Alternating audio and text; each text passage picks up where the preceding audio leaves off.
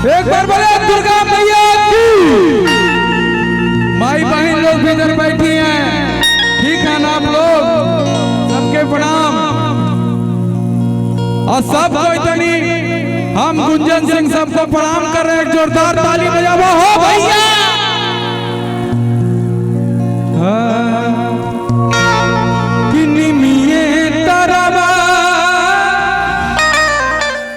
माई के बसेरावा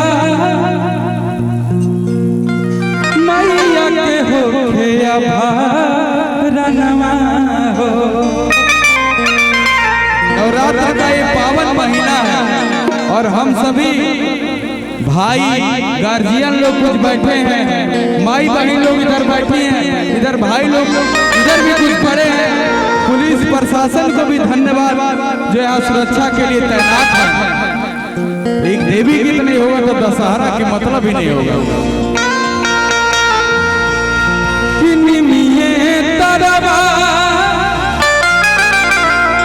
माई के बसेरावा मैया के हो रनवा हो।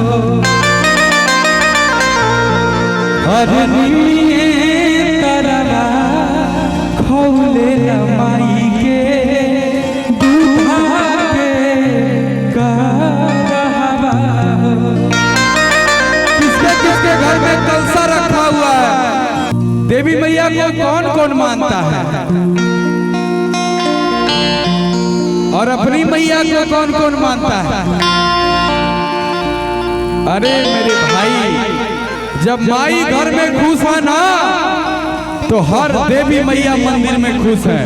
इसलिए सबसे पहले अपने माता पिता को खुश रखना है। माता पिता घर में खुश हैं तो मंदिर के हर भगवान खुश हैं। इसलिए एक बार बोलिए अपने अपने माता पिता की।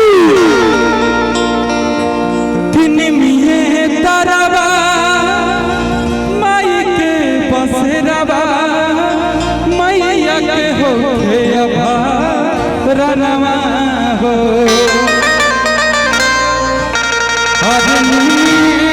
तरवा खौले माई के दूधा के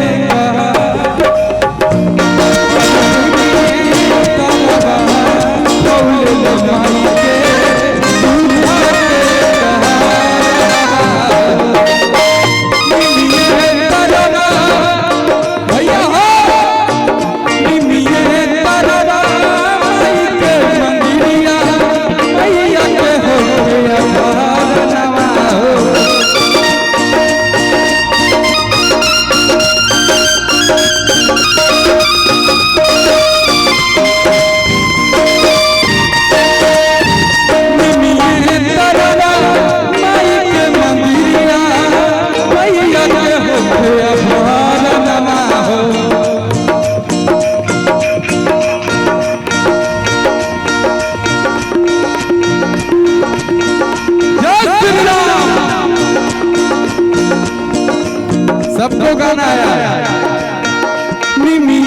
तरवा ए भाई ए चाची प्रणाम। भाऊजी कहाँ हो?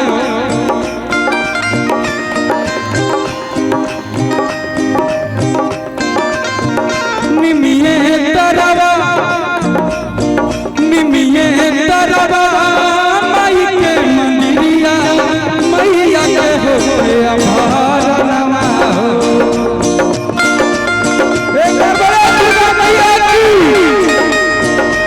सबसे बड़ा भैया हमारा भाई लोग को दिखाओ।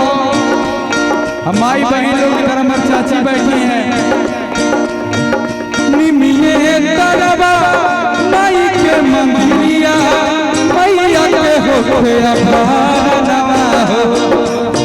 आप लोग तैयार है ना? डांस करेंगे ना आज? बोले दुर्गा मैया की।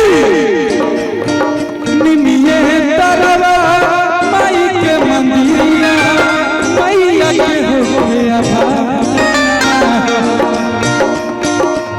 प्रणाम। ए बाबा प्रणाम। ए रुको रुको हमरा तनी भेंट करे दे अपने परिवार से। शिव चर्चा में कौन कौन जाते हैं?